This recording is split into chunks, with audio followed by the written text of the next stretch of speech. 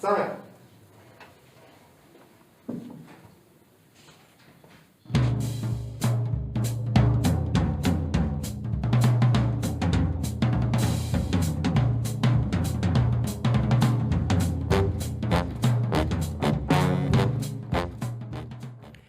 Alors, vendredi, 20h45, ils sont tous là. Enfin, bon, presque tous. Alors, il y a d'abord l'équipe technique, parce que c'est bien de temps en temps de lui rendre hommage, sinon on ne ferait pas ces émissions, donc derrière les caméras, à la régie. Les socios, il y en a un peu plus que d'habitude sur ce plateau. Et Vincent Macaigne, que je suis particulièrement heureux d'accueillir.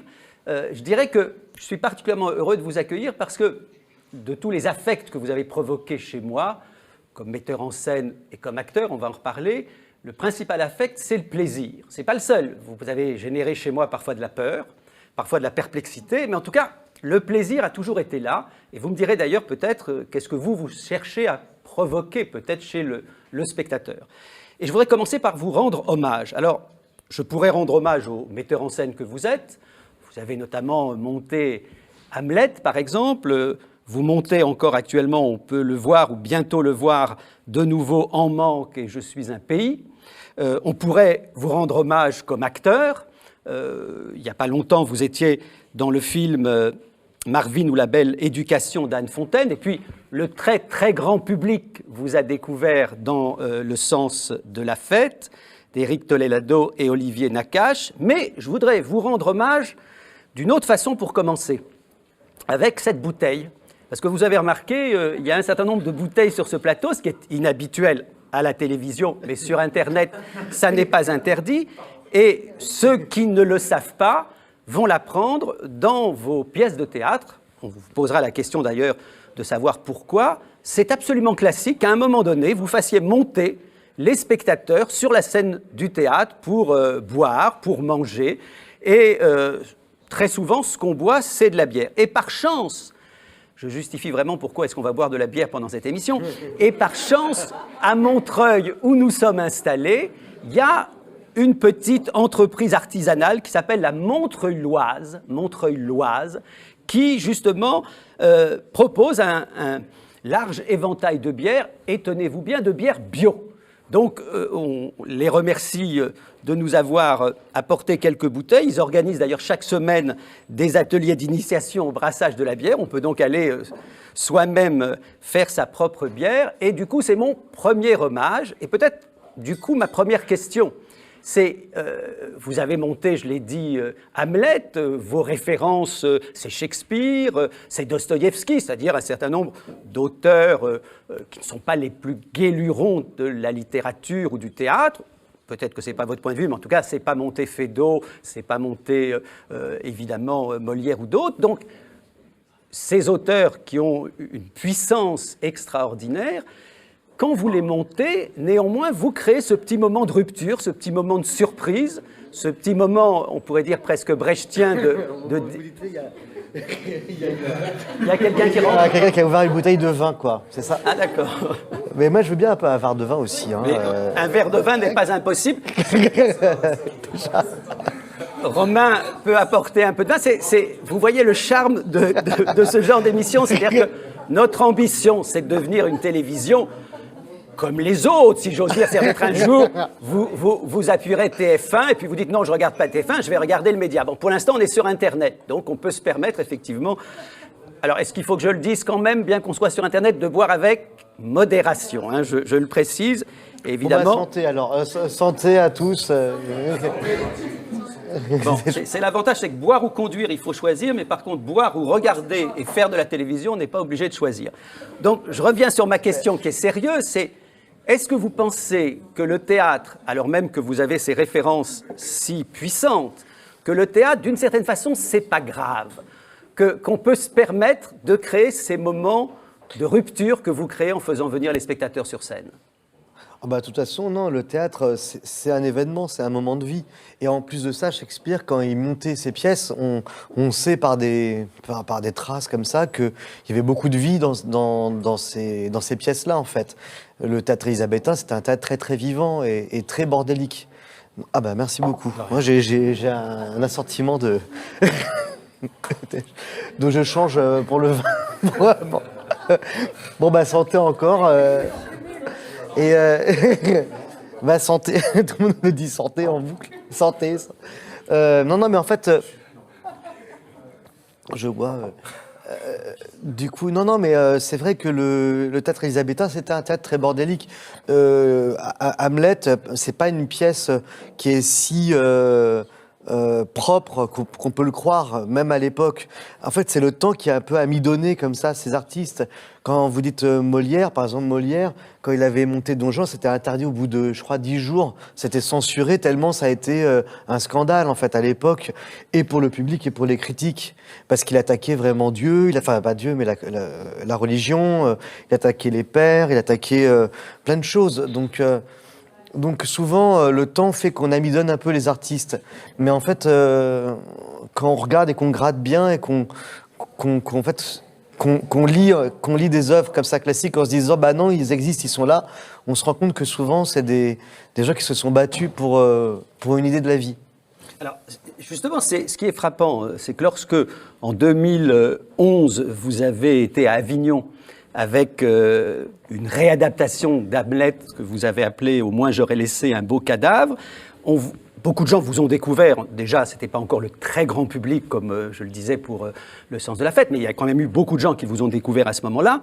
Et moi, je ne vous ai pas vu à ce moment-là, mais tout ce que j'ai entendu, c'était des gens absolument soufflés. Il faut juste dire que c'était apocalyptique. Il y avait de la terre, il y avait de l'hémoglobine, il y avait enfin Mais des moutons. Il y avait des moutons, il y avait de l'eau, il y avait des cris, il y avait des décors qui s'effondraient. Donc, il y a eu, je vais dire tout de suite, dans votre désir d'être metteur en scène, le désir, je me permets de le dire comme ça, de foutre le bordel sur scène. Non, mais pour moi, le théâtre, c'est un accident, en fait. Quand on fait du théâtre, je trouve que c'est important de créer un événement. Et j'aime bien l'idée que, mais comme Shakespeare l'explique aussi, que le public puisse venir voir une première fois un spectacle que je fais, peut-être voir que des effets, des événements comme ça, et puis ne rien comprendre, et peut-être revenir une deuxième fois et entendre autre chose, le texte. Et j'aime bien qu'il y ait plusieurs couches comme ça dans mes spectacles. Du coup, j'aime bien qu'il y ait beaucoup d'effets pour créer comme un accident.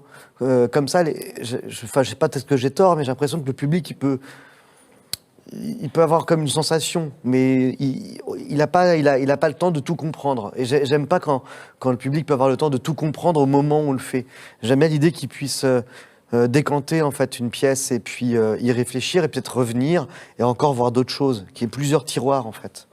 Alors, je sais que, je l'espère qu'en faisant cette émission, on va donner envie aux gens d'aller vous voir au théâtre comme metteur en scène. Alors, le problème, c'est que certaines de vos pièces sont complètes, mais il y a quand même la possibilité, à la Colline, on va bientôt jouer en juin. Je suis un pays, et voilà ce que j'aimais, je ne te dirai. Voilà, et là, c'est pas encore complet, donc je le précise, c'est une possibilité de vous voir. Et il y a une autre chose quand même que les gens peuvent faire, ça c'est le gros avantage évidemment du cinéma, c'est que vous avez tourné un film dont on va pas mal parler dans cette émission, qui est, je dois dire, absolument soufflant, mais j'expliquerai pourquoi je le trouve soufflant, c'est pas simplement pour vous faire un compliment, et ce film va sortir en DVD prochainement. Donc là, on aura la possibilité largement de découvrir votre travail, et nous allons en parler. Ce qu'on peut peut-être faire, c'est lancer un teaser, 1 minute de votre film, et on a laissé un certain nombre, c'est un plaisir de faire de la pub pour le film, donc on a laissé un certain nombre de critiques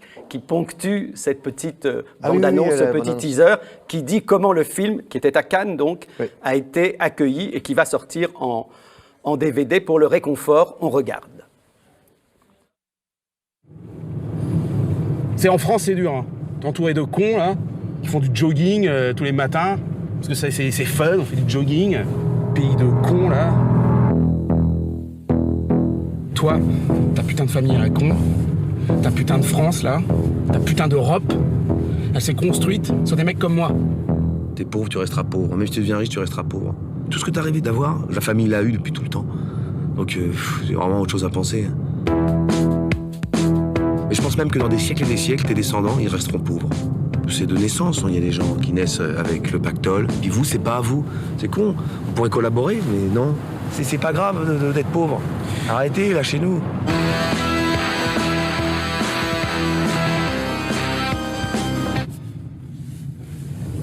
Ça fait plaisir de te revoir en tout cas, ça. Ouais.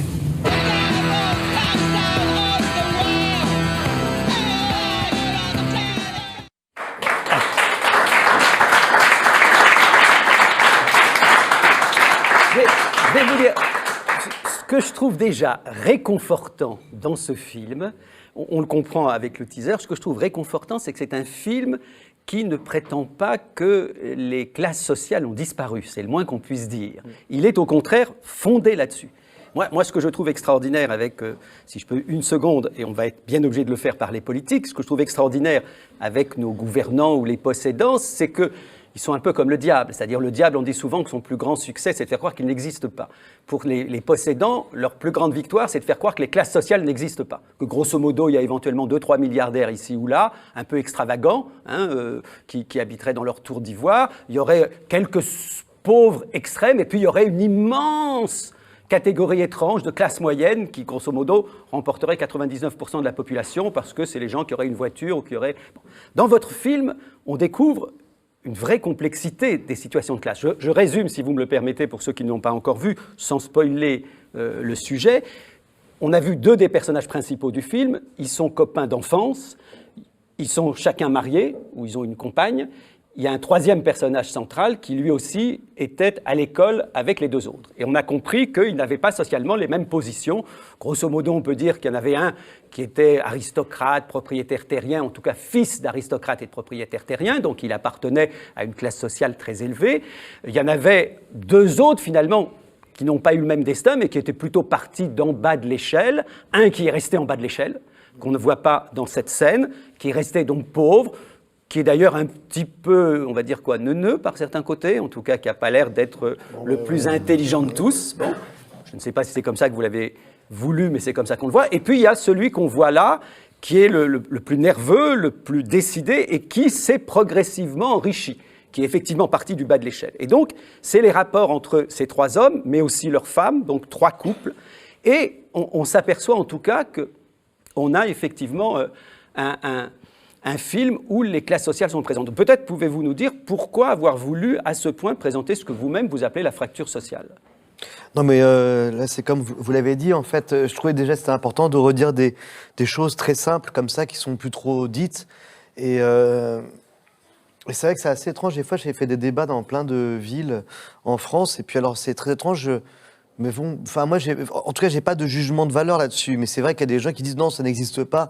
Donc, j'essaie d'expliquer à des gens, non, ça existe, même très proche de nous. Donc, moi, ça m'a fait du bien de juste dire des choses et de les formuler. Et que ça soit dit et entendu, quoi, d'une manière très simple. Donc, ça, je suis complètement d'accord. Après ce film, enfin le geste du film, l'excuse de départ pour regrouper les acteurs, c'était la Cerisée de Tchekhov qui parle aussi finalement d'une fracture sociale, ou enfin de l'endroit où ça grince. Et pourquoi ce texte-là était le texte, je parle un peu à tout le monde, enfin l'excuse pour se réunir, c'est parce que je trouvais qu'il y avait enfin, je pouvais trouver beaucoup de parallèles avec maintenant, en fait. Parce qu'il y a des grands changements, il y a des choses qui changent très vite, les médias d'ailleurs aussi, enfin tout, la technologie et les classes sociales. Et bizarrement, on oublie, on nous fait croire qu'on a tous les mêmes chances. Enfin, peut-être à moi, on m'a fait croire, mais j'imagine qu'il y en a plein comme moi. Et en fait, on se rend compte que non. Donc on reste un peu, on peut rester amidonné dans une position. Après, moi, malheureusement, j'ai pas de vraie solution. Donc c'est pour ça que je fais des films ou du théâtre. Souvent, c'est ce que je dis, j'aurais des vraies solutions précises à ce que je pense. Bah, je ferais de la politique ou autre chose. Alors, vous n'avez pas de vraie solution, mais vous faites un peu plus. Vous faites un peu plus que simplement décrire les choses. Vous adoptez quand même un point de vue sur lequel moi j'ai envie de vous interroger. C'est-à-dire que si on prend le personnage, on va dire, médian de l'histoire, celui qui grosso modo, trouve que la Terre entière est remplie de connards. C'est un des films où le mot connard est prononcé un nombre incalculable de fois. Et plus il le prononce, plus on est quand même mal à l'aise, ou en tout cas, plus on a, je vais dire, de l'antipathie peut-être pour ce personnage. En tout cas, moi, j'en ai eu. Ce personnage-là, il dit beaucoup de choses vraies. On le voit dans l'extrait. Il y a un passage extraordinaire qui est celui de la bagnole, qui est sans doute un des moments climax du film où les deux sont ensemble et où le plus pauvre des deux, en tout cas celui qui est parti du bas de l'échelle, dit un certain nombre de choses sur la société, mais tellement juste, et sur les possédants et sur l'héritage. On va reparler des héritages. Et ce personnage-là, on aurait envie de l'aimer. Je veux dire, par exemple, lorsqu'on est de gauche comme moi, on aurait envie de dire « Ah, ça y est, on a trouvé notre Jean Valjean, on a trouvé notre héros. » Eh bien, patatrac, chez Macaigne, on a l'impression que, je vais le dire comme ça, vous ne voulez sauver personne, ni les pauvres, ni les riches. Je sais, ouais, enfin, en tout cas, en montant le film, j'avais vraiment... Je voulais vraiment que le film pose des questions, mais que le film ne donne pas de solution. Et autre chose, je voulais pas que le public, enfin que moi, le premier public, je voulais pas faire un film qui marchait sur le pacte d'empathie sur un personnage, parce que le cinéma, enfin le plus mainstream, marche toujours sur une sorte de pacte d'empathie, c'est-à-dire on voit quelqu'un, le héros, et puis on est en empathie avec lui, puis il lui arrive plein de mésaventures, et puis on reste avec lui. Moi, je voulais que le public il puisse, moi-même, je suis le public, enfin quand je regarde le film, être d'accord avec le personnage, et puis à un moment donné dire là, je suis plus d'accord. Pourquoi ? Parce que c'est à cet endroit-là que je trouve que je me mets à réfléchir en fait sur moi ce que j'en pense, et je me mets à être actif en fait. Donc c'est un peu la recherche dans le montage du film de réussir à je sais pas si c'est réussi, mais j'ai vraiment tenté de faire comme ça des sortes de figures qui se tiennent comme une voûte sans dire le gentil pauvre, le méchant riche ou l'inverse quoi. Je voulais vraiment montrer l'endroit où ça frotte en fait. Et pour moi, la chose la plus violente du film, bon, sans raconter le film, donc c'est compliqué, mais non, mais c'est le moment. En fait, il s'engueule très fort. Il y a beaucoup d'engueulades. Et finalement, à la fin du film, Pauline et Pascal, qui ont les terrains, en fait, s'en vont et disent on arrête la lutte. Enfin, on va pas lutter, on te laisse le truc. Et on voit Manu, donc ce personnage, qui est presque en larmes en fait, et qui semble presque plus déçu de pas que ce dialogue ne continue pas quoi. Et pour moi, c'est la chose la plus violente en fait, c'est quand le dialogue se coupe dans le film. Ça, c'est la grosse claque du film pour moi. Finalement, tout ce qui est avant, ça reste quand même humain puisqu'il y a quand même la discussion. Alors, une des particularités de cette émission, c'est qu'à un moment donné, les gens vers qui de temps en temps vous vous tournez, on va leur donner la parole. C'était l'idée, et qui vont, à l'occasion, vous poser des questions. Alors, comme je suis prof par ailleurs, je sais qu'en général, quand on se tourne vers les élèves et qu'on dit qui va prendre la parole, il y a toujours ceux qui baissent la tête. Mais là, ils sont au courant et eux ne pourront prendre la parole, ne devront prendre que ceux qui en ont envie, qui ont envie de poser une question. Il suffit d'un petit signe, mais je vais quand même choisir la première personne parce que ce n'est pas n'importe qui, c'est Julie, si tu veux bien venir jusqu'ici, parce qu'il faut que je vous explique, c'est que actuellement, on a beaucoup de sociaux, mais il en faut encore parce que la lumière, grosso modo, elle va jusqu'ici à peu près. Ici, c'est déjà dans le noir et donc on m'a bien dit qu'il faut que tu viennes même sur le tapis pour être dans la lumière. Et je ne prends pas Julie absolument au hasard. On a animé ensemble une des soirées de lancement et c'était un bon souvenir, mais c'est une connaisseuse de votre œuvre formidable. Elle m'a beaucoup aidé à préparer l'émission. Je crois que tu as quasiment tout vu, pas tout à fait, mais quasiment. Et tu m'as raconté quelque chose qui m'a frappé, parce que je ne connaissais pas cet aspect des choses. C'est une pièce où effectivement déjà vous étiez sur le rapport entre les gens d'en haut et les gens d'en bas, et je crois que tu avais justement quelque chose à poser comme question. Ouais, c'est ça, ouais. Et du coup, par rapport à cette pièce, c'est les gens d'en haut, les gens d'en haut qui vont à la rencontre des gens d'en bas, et ce qui matérialise cette rencontre, c'est une galerie d'art, et je voulais te demander pourquoi l'art.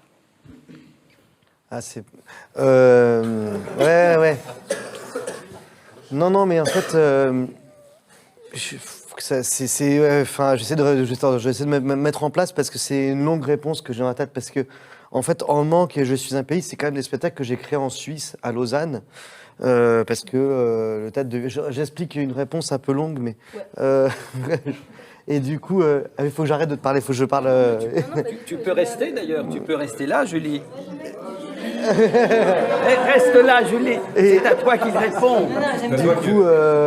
Du coup, en fait, donc non, quand j'ai écrit En Manque, en fait, donc au début j'avais fait un spectacle, je l'ai repris, j'ai totalement tout réécrit, et je trouve que ça a un rapport avec la Suisse. Et en effet, il y a quand même un rapport finalement avec la richesse, et sur ce que étaient devenues aussi ces fondations. Donc j'avais une pensée, puisque j'ai beaucoup travaillé du coup en Suisse, et je voyais toutes ces fondations où on récupère une forme de richesse et qui retraite finalement la richesse, quoi. Donc c'est pas vraiment, je peux pas vraiment répondre par rapport à l'art. Je peux pas vraiment répondre par rapport à l'art. Oui, c'est parce que non mais je sais, intuitivement j'essaie de parler par là. Du coup, donc non mais voilà, ouais. Donc du coup, c'est vrai que dans ces fondations et dans le traitement de l'art avec ces fondations, je sais pas, c'était comme si je voulais essayer de faire une sorte de spectacle sur une archéologie de notre époque où finalement l'art est remis dans des sortes de dans ces grands musées d'art contemporain, dans ces fondations, où l'art aussi permet de défiscaliser son argent, et du coup c'est tout un champ financier. Donc ça m'amusait de rigoler un peu avec ça. Et puis finalement, au début, j'ai beaucoup rigolé avec ce truc, on répète, et puis c'est devenu très sombre. Petit à petit, on répète. Mais de toute manière, ce que je raconte souvent, mon chemin pour aller en répétition, moi je passe devant, pour aller à Vidi-Lausanne, qui était à Lausanne, je passais devant Nespresso, devant Nestlé, devant Philippe Morris, etc., etc. Ce qui est un peu étrange, quoi, de répéter autour de tous ces gens qui administrent le monde, enfin pas le monde, mais qui administrent des usines partout dans le monde. Et puis les mecs sortent, d'ailleurs j'en profite pour dire un truc politique, ils sortent comme ça avec leur vélo électrique. Et puis dès que tu traverses, tu sais, ça, je réponds pas vraiment à la question, mais dès que tu traverses, ils t'engueulent si tu traverses pas au rouge. N'empêche que quand même ils prennent des décisions, ils administrent quand même des trucs assez fortes. Enfin, c'est des grosses entreprises. Je me disais, mais il faudrait inventer une loi qui t'empêche de traverser. Non, mais ils te font chier parce qu'ils supportent pas que tu traverses pas au rouge en Suisse. non, mais c'est vrai. Si tu traverses comme ça, ils peuvent te courser comme ça et puis accélérer en voiture. Ils font ouais, vous êtes un voyou, vous là. Vous avez traversé, je vous ai vu là. Et bon, bref. Pardon les Suisses. J'aime beaucoup les Suisses en plus. Mais non, mais ce que je veux dire, c'est que il y a beaucoup d'administrations, de grandes entreprises en Suisse qui administrent des usines partout dans le monde. Et je pense qu'ils ne se rendent pas vraiment compte, ces gens qui travaillent dans ces entreprises, parce qu'ils sont dans un pays tout calme, avec un joli lac, de ce qu'ils font. Donc je pense que ça m'a influencé, sûrement. Ce qui t'avait frappé aussi, les gens d'en haut et les gens d'en bas. Ce qui t'avait frappé aussi dans cette scène où donc les gens d'en haut viennent montrer des œuvres d'art aux gens d'en bas, ouais. C'est ce qui s'est passé ensuite dans la pièce. C'est dans celle-là dont tu m'avais dit qu'effectivement, il y avait une destruction. Ouais. Je trouve qu'il n'y a pas que le monde d'en haut et que le monde d'en bas, c'est le monde d'avant et le monde de demain, parce que c'est la jeune génération qui saccage la galerie de la mère, en fait. Enfin, c'est la copine terroriste de la fille qui saccage la galerie. Donc je trouvais qu'il y avait une rupture entre plusieurs mondes. Et ce que je trouvais joli, et j'ai beaucoup répété au début, Madame Bourini, qui était donc cette mère qui se fait complètement tabasser par sa fille, quoi, en fait. Au début, elle était vraiment méchante. Et en travaillant, j'ai changé ça parce que je trouvais ça assez beau, en fait, qu'elle-même renonce à son passé, quoi. Et de créer un personnage, en fait, qui aurait cette intelligence-là, qui demande de mourir, qui demande à être saccagé, en fait. Et ça, je trouvais que c'était une manière de faire du théâtre, parce que c'est ça aussi, le théâtre. Moi, je trouverais ça beau, pas que quelqu'un de très riche dise bah, « saccagez-moi », mais qu'il offre quelque chose de son intérieur, enfin de tout ce qu'il a créé, qu'il l'offre totalement à l'avenir. Et après, ce qui est un peu noir, c'est que c'est encore un peu un échec avec la suite, quoi, dans le spectacle. Alors, je ne sais pas si je suis très clair, parce que c'est très dur à expliquer. Mais non, mais c'est difficile à expliquer, mais c'est aussi votre conception, justement, du rapport de classe, parce qu'on peut peut-être aborder un point qui donnera peut-être matière à d'autres questions de la part de ceux qui nous écoutent sur le plateau, c'est que dites-moi si le terme vous convient, votre désir, je fais attention parce que j'ai fait une fois une émission avec Ango et chaque fois qu'on dit un mot, elle dit « Ah non, c'est pas le bon ». Donc je fais attention avec vous. D'accord. J'ai l'impression que votre désir, c'est on va dire, de faire en sorte que le théâtre, et au-delà de votre œuvre, ce soit un lieu de parole. C'est-à-dire que le théâtre, pour vous, vous intéresse comme si c'était une agora, ce qui est d'ailleurs notre point de vue ici. Nous faisons un média pour que ça parle. Ça, c'est le premier point, on est d'accord. Moi, j'irais plus loin. Pour moi, faire du théâtre, c'est presque la même chose que de faire une émission télé. Hein. C'est ce que... Voilà. Enfin, c'est presque c'est le même acte, en fait. C'est de dire, il faut que des choses soient entendues et dites. Et dites, voilà. Donc ça c'est très frappant. Mais quand on regarde, par exemple, revenons au film... non, il n'est pas là, c'est un geste juste pour renvoyer au film qu'on a vu tout à l'heure, nous, sur cet écran, que le spectateur, lui, a vu sur le sien. Quand on pense à ce film que vous avez fait pour le Réconfort, c'est qu'en fait, les gens parlent, n'arrêtent pas de parler, mais il faut bien dire qu'ils parlent un peu fort. Ils s'engueulent même tout le temps. Et il faut savoir que vous avez un rapport au son très particulier. Là encore, je ne sais pas si des gens sont allés voir une de vos pièces, mais donc quand vous allez voir une pièce de Macaigne, à l'entrée, on vous distribue des boules quies.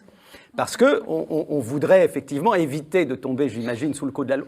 On distribue des boules caisses pour la musique qui est forte, hein, pas parce qu'ils crient quand même, parce que sinon, ils n'ont pas assez de coffres pour... Je suis d'accord, mais ça crie quand même beaucoup, et effectivement, il y a des musiques souvent très fortes. Et ma question, c'est, je me demande, qu'est-ce qui fait que pour vous, parler, ça devient aussitôt très, très élevé dans les décibels? Tous vos personnages montent le ton. Est-ce que vous êtes un partisan du dialogue et en même temps, est-ce que vous pensez que le dialogue est impossible pour que finalement vos personnages passent leur temps à s'engueuler?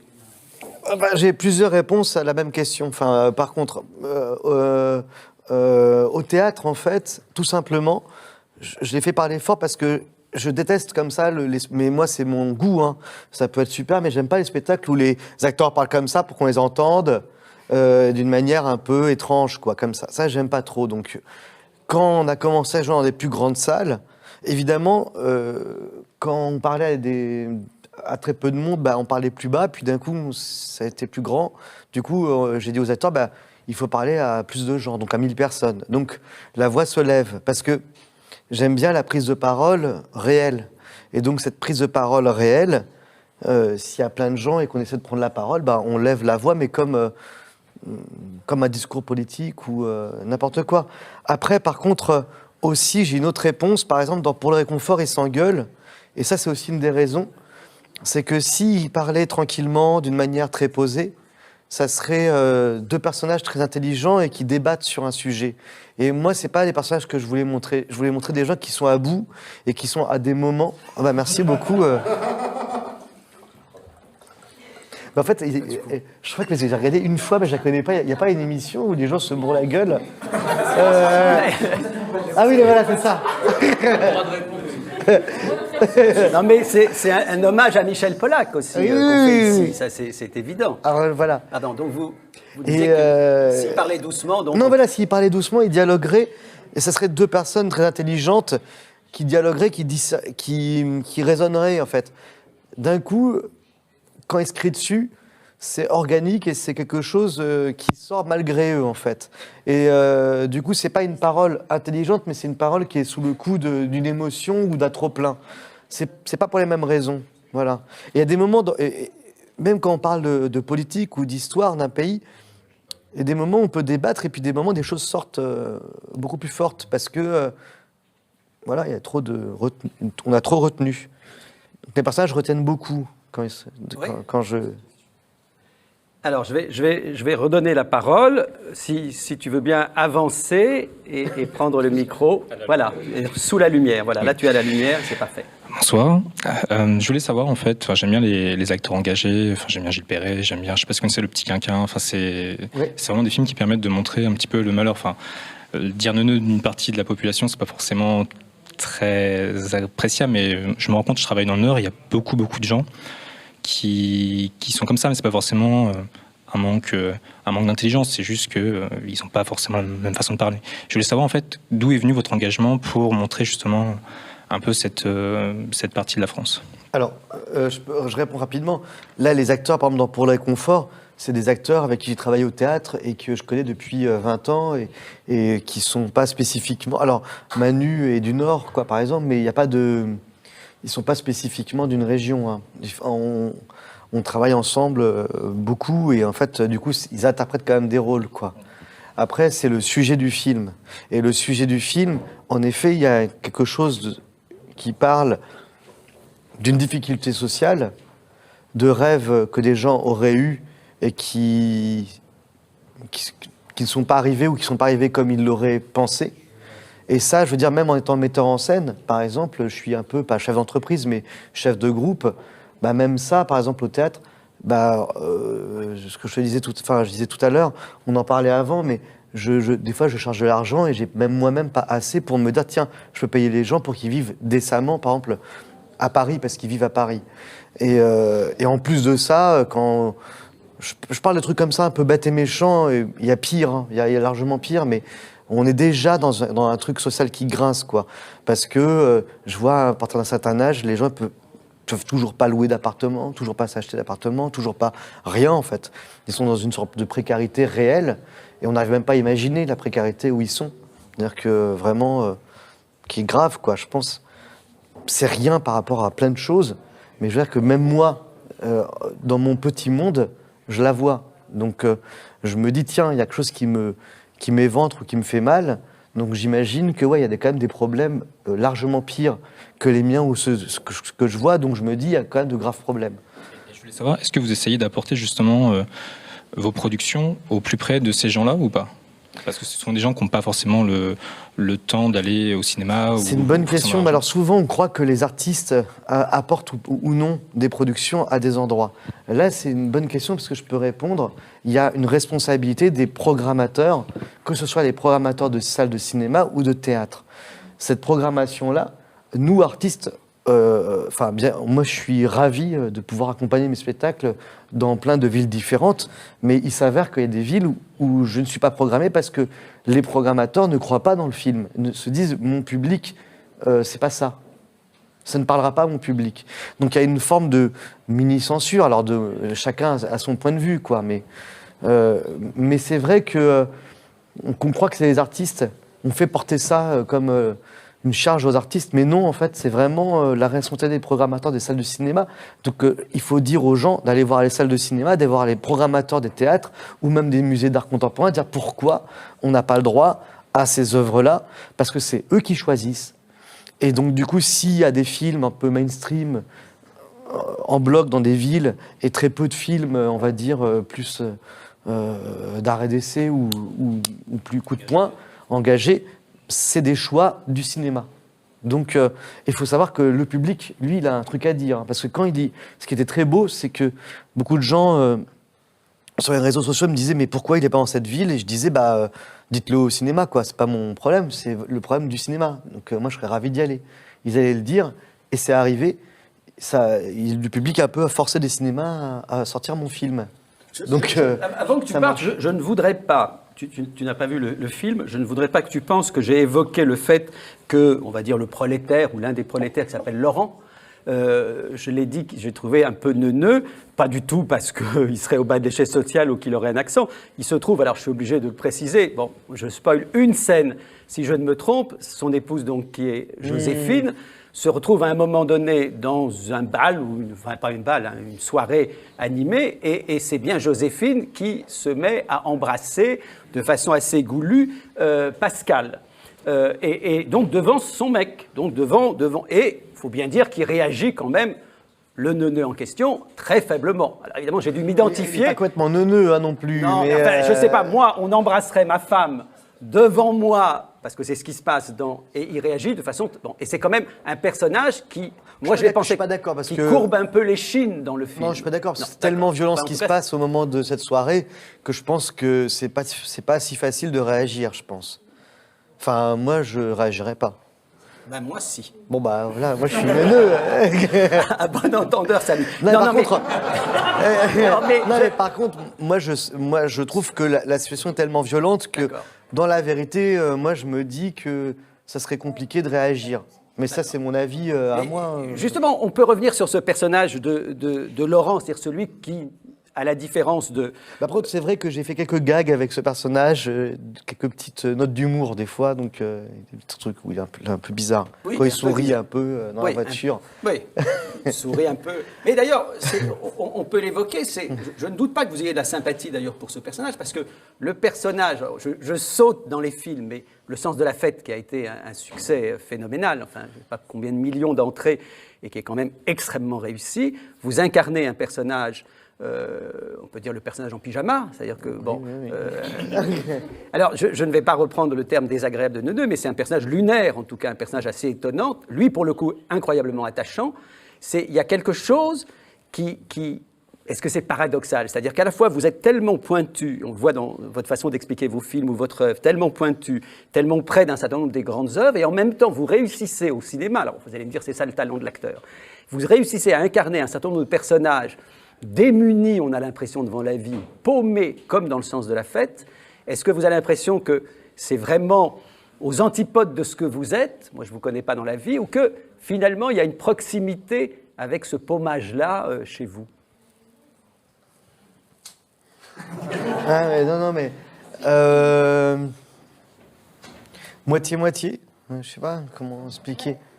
Si tu veux, Gérard, j'ai une petite Alors, question sur très le bien, sens de la parfait. fête Alors attends, qui tombe à pic. il faut que je... voilà. Parce que rappelons Virginie. que dans Le Sens de la Fête, donc vous jouez aux côtés de Jean-Pierre Bacry, un personnage qui est tout le temps en pyjama. Et je m'y suis reconnue, vu que je passe ma vie en pyjama, sauf ici, je fais un petit effort. Et ce personnage m'a fait penser au feignant, au sens macroniste du terme.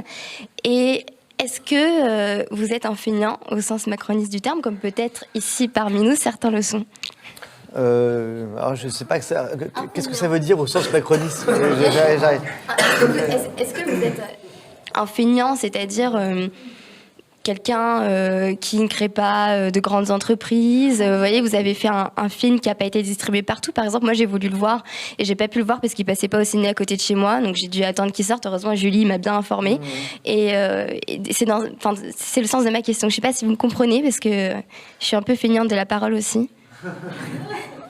Moi, j'en sais rien. Je sais pas quoi répondre. En tout cas, ce qui est sûr, c'est que moi, je travaille beaucoup parce qu'à la base, j'aime pas travailler. Donc, du coup, je me mets à... Mais par contre, est-ce que le personnage... Non, je sais pas, parce qu'en fait, c'est... En tout cas, c'est vrai que j'ai beaucoup interprété, je sais pas par rapport au Sens de la Fête, mais des personnages comme ça, un peu en rupture. Mais je pense que ma génération, elle est un peu en rupture avec comment le monde s'est créé, parce qu'on est un peu entre deux choses.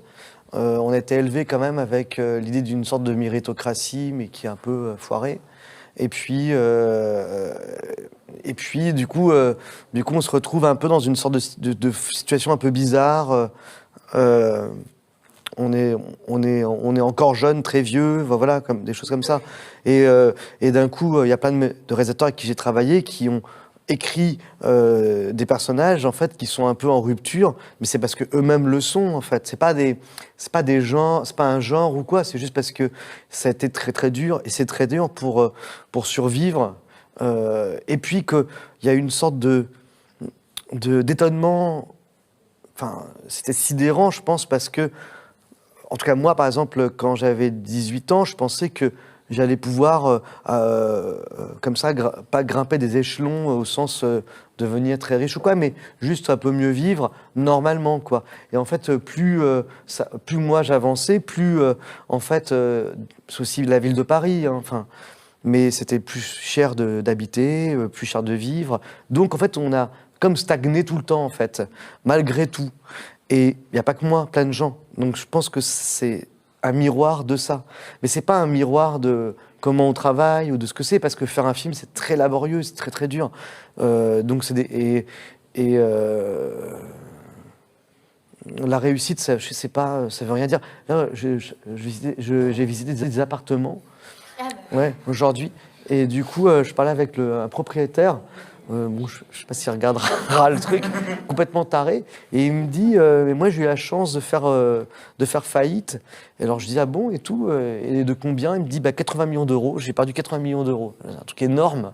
Donc déjà à la base, c'est déjà extrême. Et du coup, il m'a dit, mais j'ai eu la solution. J'ai acheté plein d'immeubles que j'ai reloués. Et je lui dis, mais c'est complètement délire. Et puis il m'a proposé un immeuble à acheter. Et je dis, je peux pas acheter un immeuble. Il m'a dit, si, achetez un immeuble. Et il me dit, si, achetez-le, parce que vous pourriez l'acheter et vous ferez une plus-value extrême. Et du coup, ça lui paraissait super bizarre. Parce que je dis, mais moi, j'ai pas le temps de faire ça dans ma vie. Je suis pas du tout... il me dit, moi non plus. j'ai pas le temps de faire ça, donc je réponds. Et il comprenait pas du tout. Et je lui disais, je fais d'autres choses. Il me disait, non, mais moi non plus, moi je fais un autre métier, mais quand même, vu tout l'argent qu'on peut se faire, c'est con de pas le prendre. Donc, et j'ai énervé presque. Donc Vincent, je vous le confirme, au sens macronien ou macroniste du terme, vous êtes un fainéant, hein, c'est bien ça, exactement la définition. Est-ce considérer que tout ça n'est peut-être pas indispensable? Est-ce que... Je sais pas, il faudrait définir ça, parce que est-ce que c'est de se dire que moi je fais plein de choses et je bosse tout le temps sur des choses que j'aime faire en fait. Voilà. Mais je répondais ça parce que en fait cette personne-là comprenait pas, parce qu'il se dit mais c'est délirant, tu pourrais acheter un immeuble à 2 millions d'euros. Moi je dis j'ai pas 2 millions d'euros, alors bon, mais oui, mais tu peux trouver facilement pour le revendre. Et du coup il comprenait pas que je saute pas sur l'occasion. Pendant que peut-être quelques autres questions, au moins une, se prépare, je vous propose qu'on regarde, ça permettra d'avoir encore un petit écho de votre film, qu'on regarde encore un extrait. Et on n'a pas du tout parlé de cet aspect des choses, la vieillesse, et notamment actuellement, vous savez qu'il y a un mouvement social extrêmement fort dans les lieux où les personnes âgées sont accueillis et parfois recueillis et parfois maltraités. C'est un des aspects du film, c'est qu'on évoque justement ces maisons de vieillesse et que c'est notamment là-dessus qu'un des personnages fait sa fortune. Peut-être peut-on regarder un deuxième extrait de votre film.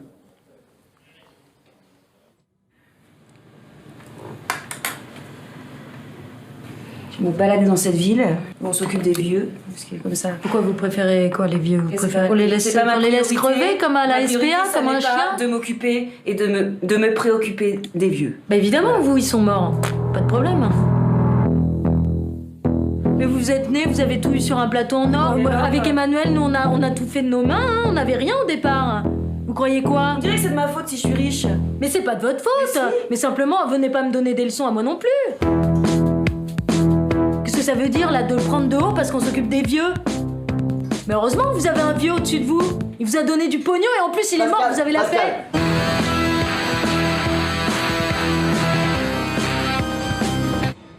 Je vais pas tarder parce que j'ai du travail, moi, demain.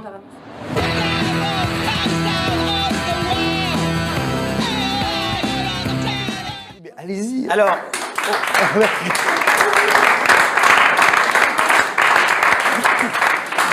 J'adore cette ambiance. Hein. Je suis pour continuer. Je racontais un peu mon histoire. Il y a plusieurs questions. Il y a Samson, il y a Rachid, il y a Tanguy. On va donner la parole à Samson pour commencer, un de nos sociaux. Oui, bonjour. Moi, j'avais une question. Vous avez pas mal fait de théâtre. Moi, je me demandais pourquoi il y a eu un tournant vers le cinéma, en fait. Est-ce que c'est pour toucher un plus large public Puisque vous parlez d'une vie qu'il y a dans le théâtre, justement, et qui, en fait, est une connexion avec le public. Du coup, pourquoi ce tournant vers le cinéma? Alors déjà, j'ai une première réponse, parce que dans le cinéma d'auteur, il y a moins de public que dans le théâtre public. Beaucoup moins. Enfin, je tiens quand même à le dire, parce que on le dit pas assez, mais on croit que le cinéma fait beaucoup d'entrées, mais par exemple, le Festival d'automne fait 400 000 entrées tous les ans à Paris, ce qui est complètement fou pour des choses très pointues. Donc, d'où le problème même du cinéma, avec des œuvres beaucoup plus faciles à regarder, ils font difficilement le même nombre d'entrées, quoi. Donc, c'est pas un plus large public, à part le sens de la fête, mais concrètement, c'est une fausse idée qu'on a du cinéma. Je le dis. Et non, moi, j'ai commencé à réaliser des films. J'ai commencé à faire ça parce que j'avais envie d'enregistrer les visages des gens avec qui je travaillais, quoi. Et puis aussi d'enregistrer des paroles d'une manière un peu comme ça, archaïque presque. J'avais pas d'ambition autre que celle-là. D'ailleurs, c'est pour ça que j'ai fait ça avec un caméscope à la base et d'une manière un peu avec les moyens du bord. Et après, en tant qu'acteur, j'ai un de mes meilleurs amis qui est Guillaume Braque, en fait, et qui m'a demandé de jouer dans Un monde sans femmes. Moi, au début, j'étais pas très content d'être filmé. Et puis, c'est un peu comme se faire dépuceler. Après, non, mais je veux dire, après, bon, bah voilà, c'est fait, quoi. Mais c'est vrai qu'au début, j'avais une réticence, donc j'ai pris beaucoup de temps à vouloir... accepter d'être filmé, quoi. Et donc, je l'ai fait par amitié, entre guillemets. Et puis après, bon, bah voilà, après de... On va prendre peut-être une question de... Après, le cinéma, n'importe quel film, un plateau de tournage, il y a une telle joie dans l'invention, une telle joie des techniciens et quelque chose qui se passe que je ne retrouve pas au théâtre, si je suis franc.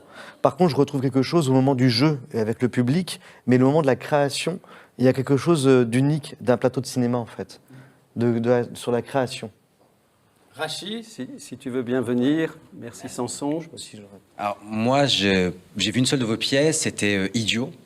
Et il y avait un dispositif au début où justement il y avait de la fumée comme dans une boîte de nuit, il y avait du son avant même qu'on rentre en salle, et ça cassait totalement le cérémonial sacré du théâtre. Et les retours que j'avais eus des personnels des théâtres avec qui j'ai parlé un peu, c'est que les gens qui n'étaient pas habitués au théâtre, du fait qu'il y avait ce dispositif-là qui cassait totalement les conventions, on ne savait pas exactement quand la pièce commençait, quand c'était avant, ça faisait que les gens étaient beaucoup plus à l'aise, même sans connaître le théâtre, pour rentrer dedans. Et ils avaient beaucoup de meilleurs retours. Est-ce que c'est une volonté, le fait de casser les codes comme ça, pour que ce soit plus ouvert ? Je ne sais pas s'il y a une volonté d'ouvrir au maximum. Par contre, ce que je sais, c'est que quand on va voir une pièce de théâtre où on a l'impression qu'on ne doit pas parler, on ne doit pas faire de bruit, c'est une autorité aussi que le metteur en scène a sur le public et que le théâtre a sur le public. Donc c'est un code social. Moi, c'est ce que j'en pense. Donc en fait, la réponse, elle est que je pense que le théâtre, c'est un lieu et qu'il y a comme une sorte de combat ou de ligne de fond. D'ailleurs, c'est encore une fois une lutte sociale peut-être, hein, mais il y a une lutte de fond pour qui appartient ce lieu. Donc c'était une manière de dire, des fois d'une manière très claire et très brutale, que le spectacle, il est fait plus pour ça que pour ça. Et en effet, il y a quelque chose qui frotte. Donc il y a des gens qui n'aiment pas du tout d'ailleurs ça. Mais je suis content. Parce que je trouve que c'est important des fois que ça frotte, cette chose. Parce que c'est un lieu, le théâtre, et il ne faut pas oublier que ce lieu, il appartient à tout le monde, et il ne faut pas se laisser prendre, surtout le théâtre public, qui est un lieu public, il ne faut pas se laisser voler ces lieux-là. Donc pour moi, c'est une manière de dire, ou de faire que, peut-être que j'ai tort, mais de dire, je ne me fais pas voler ce lieu-là. Je ne fais pas semblant de faire du théâtre un peu jeune. Des fois, je vois des spectacles de jeunes dans des gros théâtres nationaux, et j'ai l'impression de voir l'appel de Toulouse, de voir des goules qui mangent à jeunesse. Non, je rigole pas. Je rigole pas, en fait, parce que c'est quelque chose d'une sorte de carnivore, presque.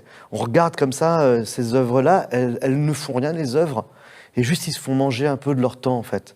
Et ça, c'est quelque chose que peut-être que c'est le cas aussi pour moi, mais je le vis mal, en tout cas. Donc c'est une manière de dire, je combats. Okay, merci. Je sais pas si je réponds bien, mais... Très bien, ouais. Je pense que c'est pas mal, quand même. Alors, la dernière question avant qu'on se quitte... Si tu veux bien avancer, te mettre là bien à la lumière, c'est parfait. Bonsoir. Tout à l'heure, vous avez dit quelque chose qui m'a interpellé. Vous avez dit, je fais ça parce que le reste, je connais pas d'autres, j'ai pas de solution. Finalement, est-ce que vous pensez pas que c'est ça la solution, faire des choses qui semblent inutiles, mais finalement qui ont beaucoup d'importance, comme la culture? Je sais pas si c'est une solution. Non, je peux pas dire que c'est une solution. C'est ma solution qui est dans ma vie à moi, mais par contre, je pense qu'il y a plein de choses à faire. Il y a plein de zones de combat, plein de zones de création.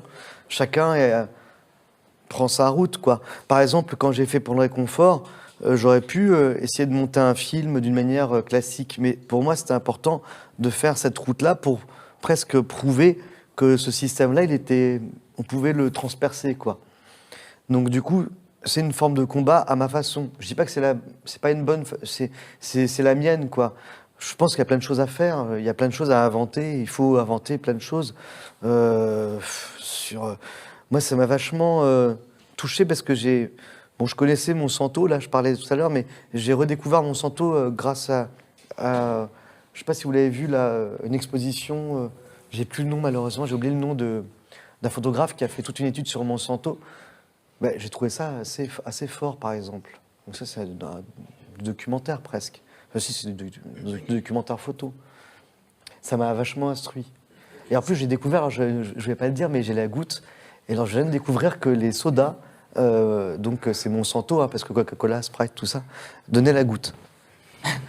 Donc plus que l'alcool. Vous me l'avez dit super, avant l'émission, je voulais qu'on en parle, vous m'avez dit non, on n'en parlera pas. J'ai été très discret et je trouvais ça effectivement étonnant. Je ne savais pas que la goutte, qui était une maladie que je lisais dans les livres du XVIIIe siècle, que la goutte revient, et notamment parce que les gens, donc vous me l'avez appris, boivent des sodas, Sprite, Coca-Cola et compagnie. Ouais. Et donc ça, je ne le savais pas. Donc, voilà. Merci. Alors, bon, la bière aussi, hein, peut donner un peu la goutte. bon, c'est déclencheur. Le vin rouge, ça va, le vin blanc, non. Bon, vous vous en foutez un peu, mais... Non, pas du tout. On est content d'apprendre ces informations. Alors, on arrive au terme de cette émission on était tous un petit peu impressionnés parce que c'est la première fois. Et je vais vous dire une chose. Ce qui m'a touché en vous, au-delà du créateur que vous êtes et de l'acteur formidable, du metteur en scène, quand vous êtes arrivé dans nos locaux, ici, donc dans ce petit immeuble qu'on occupe depuis un mois, vous êtes arrivé 3/4 d'heure, évidemment, avant le début. Je vous ai fait visiter un peu les lieux, vous êtes venu sur le plateau, et j'ai vu à quel point, vous me direz si je me trompe, mais vous étiez impressionné et ému. Et vous trouviez tout exactement comme nous le trouvons, c'est-à-dire que nous sommes épatés d'avoir des lumières, d'avoir un plateau qui ressemble à un plateau, d'avoir un micro. Et un jour, on reçoit un certain nombre de journalistes, et un journaliste que je ne citerai pas, mais je vous assure que l'anecdote est vraie, qui a l'habitude d'aller sur les grandes chaînes de télévision, est arrivé ici pour faire l'interview d'un d'entre nous, et il a regardé tout ça, il a dit « ouais, la régie vraiment très petite ». Ici, il est arrivé sur notre studio. Nous, notre studio, c'est la prunelle de nos yeux. On dit c'est formidable qu'on a réussi avec les socios. Il faut bien voir qu'on partait sans un centime, a réussi. Bon, et lui, il a regardé tout ça avec un air de mépris, sympathique peut-être, mais de mépris quand même profond. Et vous, ce que j'ai trouvé touchant, c'est que vous avez le même regard que nous. C'est que vous savez ce que c'est que créer quelque chose. Vous savez la difficulté, effectivement, quand sou par sou, et c'est l'argent des socios, il faut réussir à obtenir chaque chose. Et je dois vous dire que j'ai trouvé que vous étiez, de ce point de vue-là, je ne sais pas ce que vous pensez de notre expérience de média, mais que vous étiez homogène à ce qu'on souhaite. C'est-à-dire qu'on souhaite effectivement faire quelque chose qui nous donne dans les yeux ce petit regard que j'ai vu chez vous émouvant. Donc je voulais vous remercier aussi pour ça, vous remercier pour l'ensemble de votre travail. Je rappelle donc qu'il y a la possibilité de voir à la Colline en juin une pièce que vous avez mise en scène. Je ne parle pas des autres qui sont complètes, que le DVD pour le réconfort va sortir, et j'espère qu'on a donné envie de le voir. Et à tous ceux qui nous ont suivis, je donne rendez-vous certainement pour un deuxième numéro de cette émission que nous avons inaugurée avec vous. Ils sont tous là. Merci et à bientôt. Merci.